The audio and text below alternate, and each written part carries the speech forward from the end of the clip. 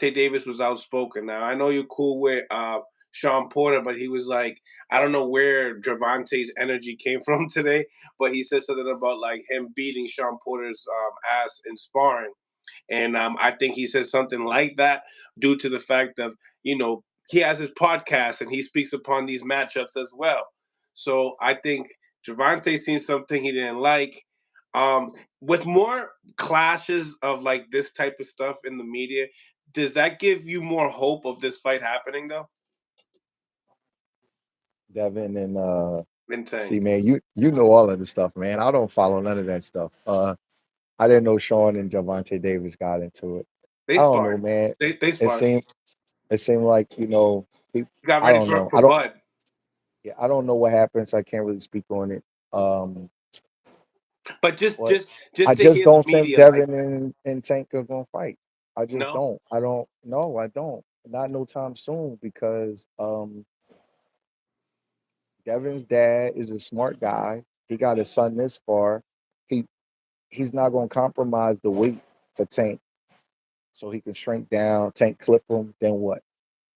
Tank's team is definitely not gonna let Devin walk in the ring 165 pounds. They just not gonna give that up.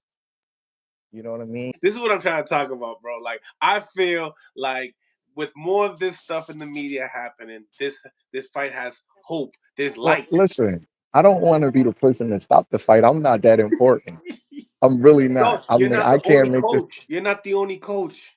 I just feel like that they too far apart in weight, and I Mhm. feel like that neither team will give that up because the talking that they do back and forth, neither guy can afford to lose. And I just feel like that with the status quo of boxing today and how fights are made, I just don't feel like either team would give that up. Mm. I could be wrong. Maybe they'll tell Tank to go up there and fight him. Maybe Bill will tell him Devin to go down. I just don't see it. Mario Barrios, I like that kid. He's really cool. His strength and conditioning coach Tony Brady is my guy. But Mario Barrios is not as talented as Devin Haney. So people might say, well, he moved up to fight him. It's a different fight. It's different things for different people. It's chances you may take with some guys, you may not take them with other guys. And nobody in boxing is going to come out and say that, without giving up all of the business side. But it's two different fights, and Tank's not a big guy, So this is just my opinion. Devin Haney's about 5'8". He got really long arms. He's rehydrating to 165, so that tells me that he's going to be a welterweight soon.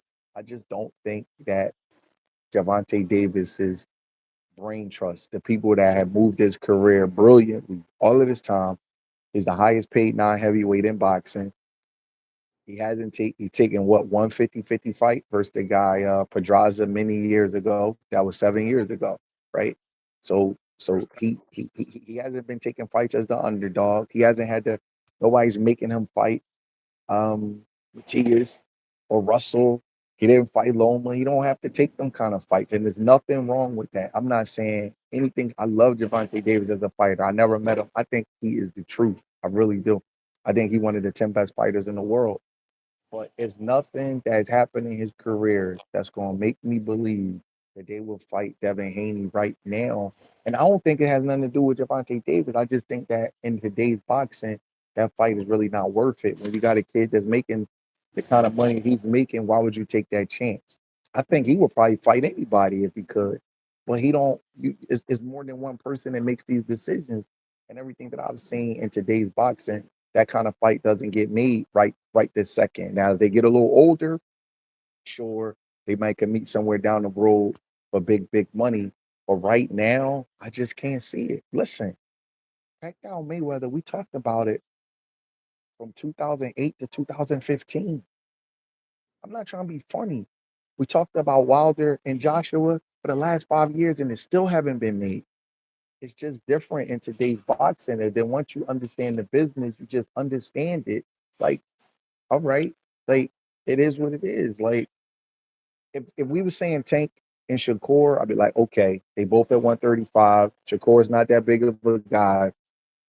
Maybe that's a possible fight if we could work towards something like that. That maybe that's a possible.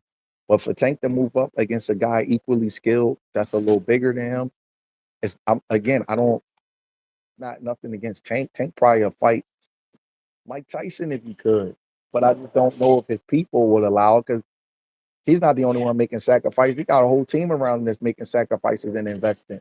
I just haven't seen that fight get made with Mm, the guy of Tank's status, moving up in weight, fighting somebody of Tank status. I can't think of a case like that in the last 10 years.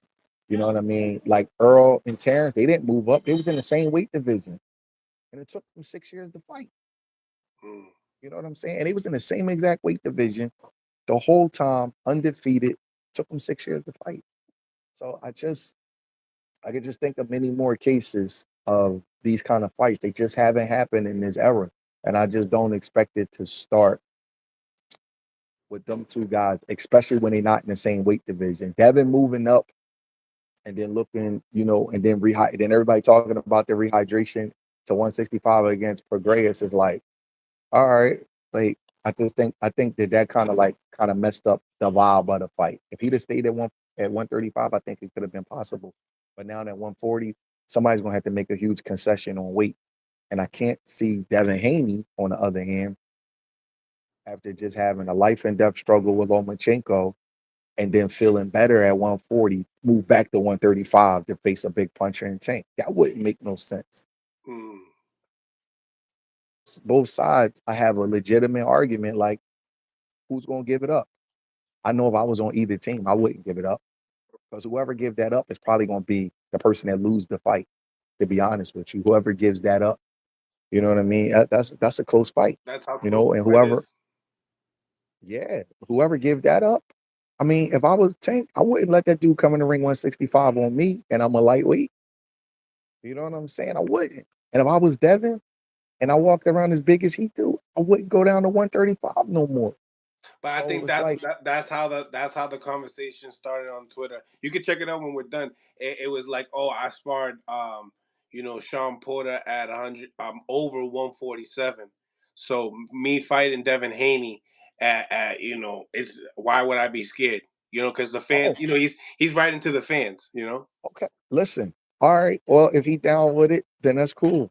Then I'm gonna go to the fight. I think it's a great fight. Let's do it. Right. I didn't know that he said he was down with the fight. Mm. If Yeah. he tells his team that, then they work for him. I guess they gotta listen. I don't follow all of that kind of stuff, so I don't get into all of that. So, but if he said that, then that's a great fight. Then let's do it. Let's see it. These fights are gonna happen. These fights are gonna happen. Trust That me. would be a super fight. That's a super fight, and I would tune in. I never knew Tank said that, but props to that brother for saying that. Now let's see if it gets done. Hmm.